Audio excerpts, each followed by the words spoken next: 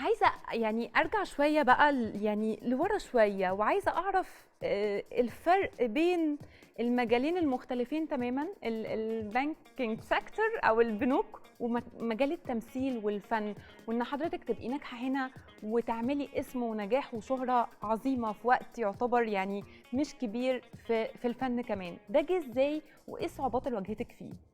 والله مش صعوبات. يعني انا زي ما بدات الكارير بتاعي في البانكينج بدات في التمثيل. امم آه من الاول خالص. فالفرق مهم قوي ان انا عايشه طول عمري في اطار منظم للغايه وسيستم منظم للغايه ومواعيد دقيقه للغايه والحاجه اللي المفروض تكون يعني عايزاها النهارده لازم تكون خلصانه امبارح. صح. انما في التمثيل بقى طولة البال تناول الهم. فعلا يعني التمثيل نقدر نقول ان هو اخف او اسهل من البنك؟ لا لا.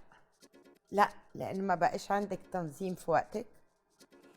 ممكن تضطري تسافري وتطبقي يعني هناك كان كل حاجه within a system. يس. هنا لا، السيستم صعب. انا فاكره الله يرحمه الدكتور سمير سيف. الله يرحمه. انا اول وقفه كاميرا كان هو المخرج، وكان المساعد اول بتاعه داني ابنه، والاستاذ اكرم فريد المخرج العظيم دلوقتي. طبعا انا كنت رايحه كومبارس صامت في معالي الوزير. دي اول وقفه خالص. اوكي. وما بتكسفش ان انا اقول ان اول وقفه كومبارس صامت ده شرف لي. اوكي. قعدت ارغي لان يعني هو كان مشهدين فخدت اليوم بطوله. ف في النص بقى يعني رغيت مع الاستاذ احمد زكي الله يرحمه. الله يرحمه. رغيت مع الدكتور سمير كتير عشان افهم التكنيكاليتيز. يعني انا مش داخله عشان يعني هخش واعمل دوري وامشي. بحب اعرف الكاميرات والعدسات بتعمل ايه، وليه الاضاءه كده، وليه مش عارفه ايه وكده، كل الكلام ده. فرغيت معاه كتير جدا. فبقول له دكتور سمير، هو طبعا واخد الدكتوراه بتاعته من امريكا، فبقول له هو الصناعه دي ما تعرفش يعني ايه تايم مانجمنت؟ قال لي لا.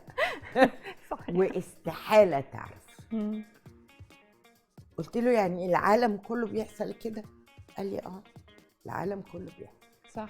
وحضرتك لما رحتي الصين اكدتي على ده؟ اكدت أيوة. على ده. صح.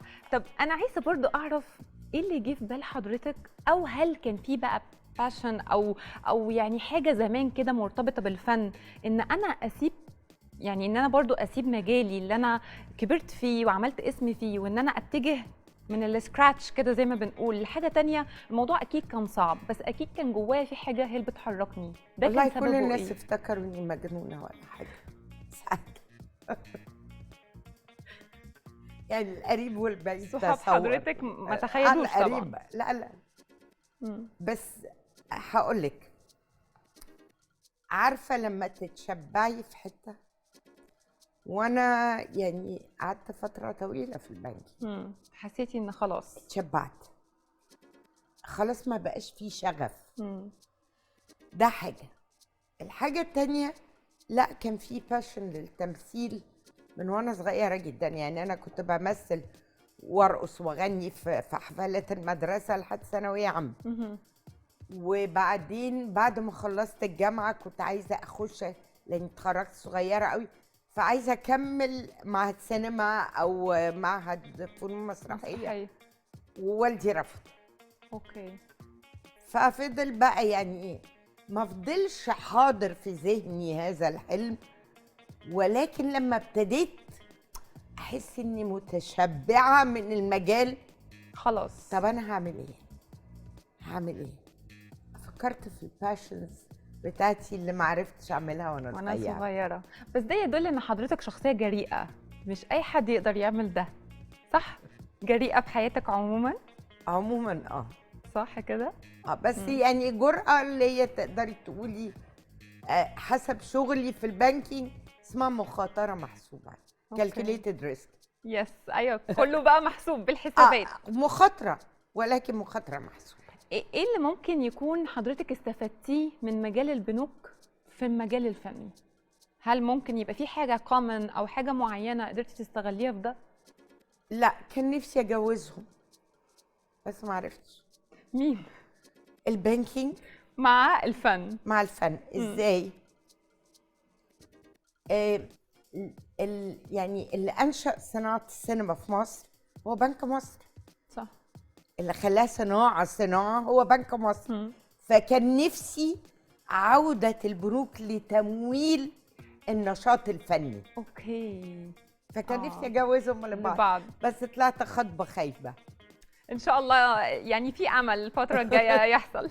لان ده هيدي دفعة للإنتاج الفني، بس دول مش عارفين الصنعة، وفي نفس الوقت بتوع الفن مش عارفين ازاي يتعاملوا مع البانكينج سيكتور. صح صح. فطلعت خطبة فاشلة.